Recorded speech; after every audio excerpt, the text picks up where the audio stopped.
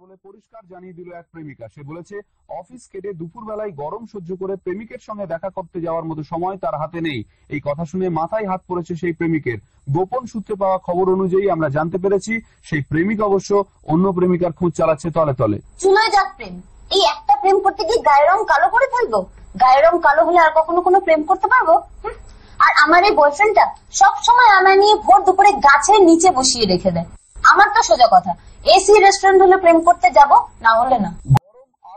এরকমই দাবি তুলল পাড়ার ছেলেরা। তারা বলেছে অন্য সময় মেয়েরা লম্বা ঝুলের পোশাক পরলেও গরম বাড়ার সাথে সাথে নিজেদের পোশাকের মাপ অনেকটাই ছোট করে নিয়ে আসে।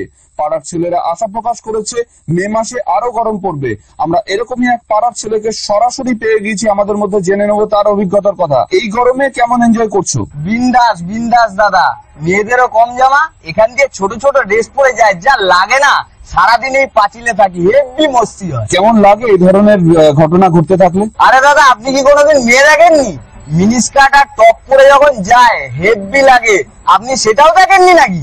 দীর্ঘদিন ধরে কিপ্টে মাঝবয়সী এক ভদ্রলোক নিজের বিয়ে আটকে রেখেছিলেন। এই গরমে তিনি বিয়ে করতে চলেছেন। বিয়ের কারণ হিসেবে এই সময়টাকে বেছে নেওয়ার জন্য তিনি বলেছেন যে গরমে সাধারণ মানুষজন খাবে কম, অত্যন্ত কম খরচে বিয়ের খাওয়া দাওয়ার পর্ব চুকিয়ে নিতে পারবেন বলে গরমেই বিয়ে করবেন বলে ঠিক করেছেন তিনি। আমরা সরাসরি কথা বলবো তার সঙ্গে। কত টাকা বাঁচবে বলে আপনার মনে হয়? অনেক অনেক। খাওয়ানোর ভয়ই তো এতদিন বিয়ে করছি। কতজন নিমন্ত্রিত, আর তাদের মধ্যে কি খাওয়া দাওয়ার কোনো ফারাক আছে? না, নাম ধরে কাউকে নিমন্ত্রণ করিনি, যে আসবে সে আসবে, আপনিও আসতে পারেন। 2-4 দিন নয়, টানা 6 মাস হনিমুন করতে হবে তার সঙ্গে। বিয়ের পর টানা 6 মাস সিমলায় গিয়ে স্বামীকে থাকতে হবে সেই কিশোরীর সঙ্গে, তবেই বিয়েতে রাজি হবে সে। বিয়ের পরে টানা 6 মাস সিমলায় থেকে কলকাতায় ঠান্ডা পড়ার খবর পেলে তবেই ফিরে আসবে। এই শর্তে রাজি হলেই বিয়েতে সম্মতি জানাবে সেই সুন্দরী। আমরা সরাসরি সেই সুন্দরীর সঙ্গে ফোনে যোগাযোগ করেছি। আপনি এরকম একটা অভিনব শর্ত দিলেন কেন? এরকম শর্ত না দিলে মরে যাবো দাদা।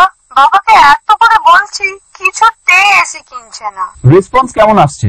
কোথায় রেসপন্স? ছেলেগুলো এমন কিপটে হয়ে গেছে, আগে বুঝতে পারিনি। আচ্ছা, মেয়ে দেখার পেছনে কতটা সময় দাও? আপনার পয়সা হবে না তো কার হবে বলুন? এখনো দরদাম চলছে। গরম বাড়লে মেনু কি কি থাকছে? অর্ধেক রাজি হয়েছে। হাফ প্যান্ট পরে বসবো, সবার জন্য একই মেনু। কি ধন্যবাদ। ধন্যবাদ। News M, news N, news O. শুধু শুধু বসে থাকা, বুঝলেন, গরমে কিছুই হলো না।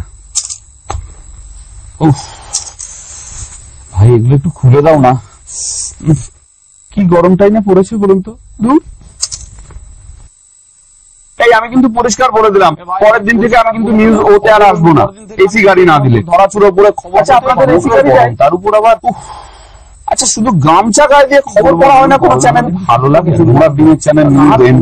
যদিও কিছু হয়নি তবু অভ্যাস, বাকিরা সবাই কিন্তু যা ইচ্ছে তাই দেখবেন কিন্তু।